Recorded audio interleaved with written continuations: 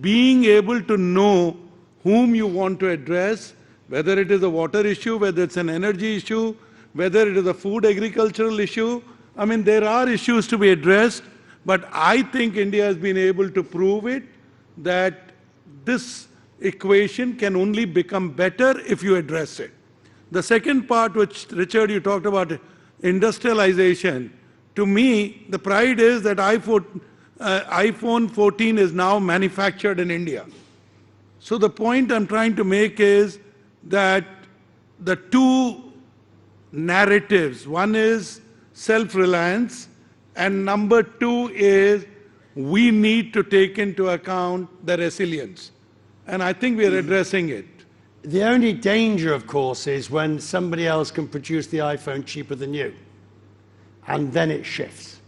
I would like to believe that this is where the power of what I call the Detroit and Silicon Valley coming together, or a Bangalore of India and the hardware manufacturing coming together. Because we do both software and hardware, Johnson Controls also comes to India. Sir?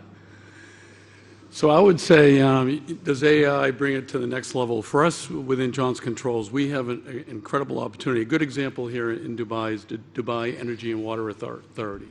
When you bring the public sector together with the private, we bring in innovation, investment, work together.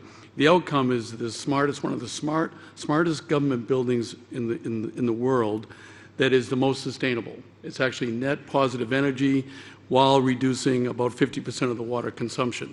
So I think for us, it's a space where it is important to be able to support getting to net zero, as we've made commitments both on the public side as well as on the private side, bringing those resources together, getting them aligned with the right policy and then the right financial incentives, and then working together is what you can.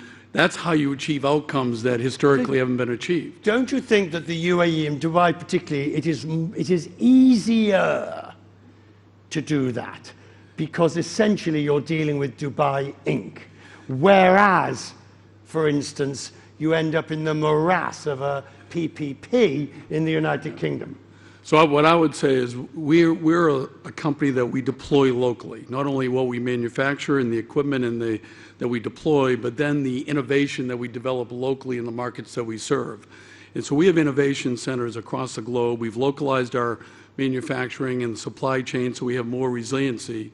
And most important is creating privacy centers that you bring the public sector together with your partners. For instance, we were partnered with Microsoft, and you bring the partners together with the customer, with the public sector, and you ultimately get to the right answer that ultimately protects, the privacy at the same time that you're delivering outcomes that without digitalization you wouldn't be able to achieve. And so as we support a big part of the economy as well as the ability to be able to get net zero, buildings and infrastructure is going to play a very important role in being able to achieve that. By the way, you used the word resiliency, as did I, and I think it's very important in supply chains. And I'd like to make a comment about the cheaper iPhone in India. I don't think it's necessarily, of course, cost matters, but I don't think it's necessarily the cheapness. I think it's the resiliency that was added to Apple's supply chain that drove that. So that resiliency will continue to be important, and it will continue to drive Apple to use India and other countries more. Do you think, in hindsight, the decision in China to shut down for so long and the way in which it did it has ultimately harmed the country in the perception of resilience? When you can no longer get your goods in and out. I can't comment. I wouldn't comment on their policies, but I would say that the impact that the policies had on business led Apple to make certain decisions to enforce the need for resiliency. So now you have got this, CP. What does India need to do to keep it? What investment needs to take place to ensure not just the resiliency, but also it's not a one-hit wonder? I think, again, for India, I think we are fairly determined, ambitious, and we have stated our goals. Our goals that we want to be the third largest economy in the world. And as we all know, ultimately the opportunity lies in leapfrogging. The opportunity lies when you start marrying people, processes, technology, and your ambitions together. And I do believe that many of the initiatives that are happening, a bilateral trade with UAE, a combination of various corridors being formed, like an I2, U2, which is Israel, India, US, and UAE. So I think there is a fundamental desire that whether it is pharmaceuticals, whether it is automobiles, or whether it is in electronic industry, I mean, there is a desire for us to leapfrog, become better, and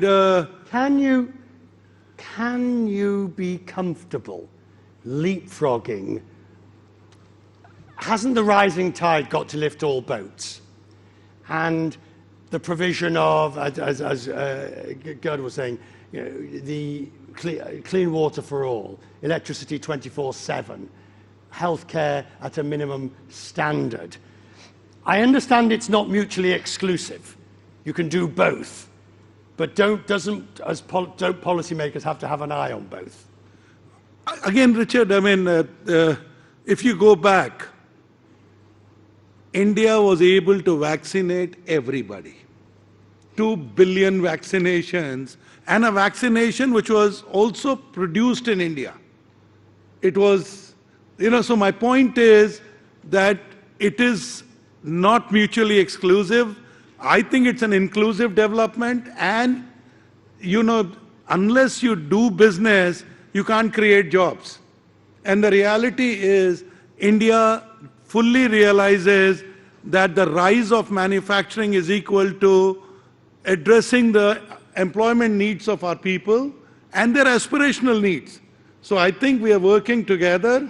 If you look at the India stack, if you look at the fintech, India is one of the first countries to introduce digital currency.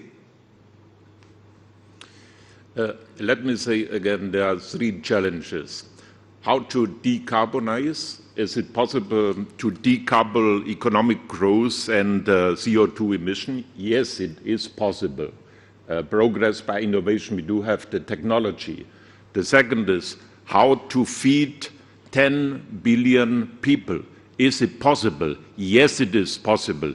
It is possible with an investment of 50 billion over the next 10 years. But what is missing is the political will to do it. And the third is how to create hundreds of millions of jobs. That is the big challenges, and we do have the solutions. But what is missing is global solidarity, the rich with the poorest. I want to end, gentlemen.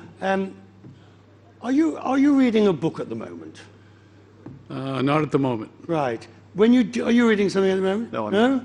Yes. Yeah, sure, I am. Yes. Factfulness. Sorry? Factfulness. Factfulness. And you're reading? I'm reading a book called Extreme Ownership. Oh, good grief. It's written by the US Marines. When you do read, do you read on an e-reader, on a Kindle, or do you like the crinkle of the page? I like to crinkle up the page. The book. The e-reader. Oh, no. I mean, somebody has to be a little more progressive. A real book in hand. You're in the minority here, Steve. Yeah, sure. You're in the minority. Yeah, because I'm the youngest He's our anyway. digital leader. You're the digital leader. Maybe I'm he'll the youngest here.